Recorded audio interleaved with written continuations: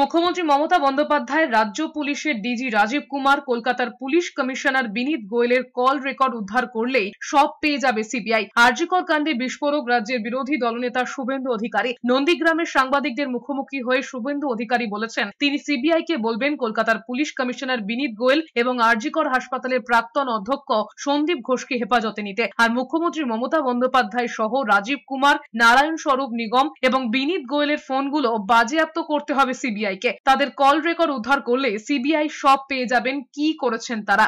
আমি শুধু সিবিআই কে বলবো আপনারা বিনীত গোয়েল এবং সন্দীপ ঘোষকে কাস্টডিতে নেন, এসপি দাস এবং সুশান্ত রায়কে কাস্টডিতে নেন,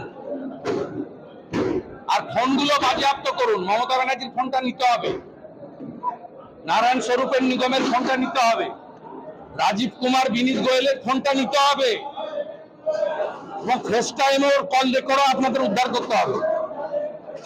সব পেয়ে যাবেন কি করেছে।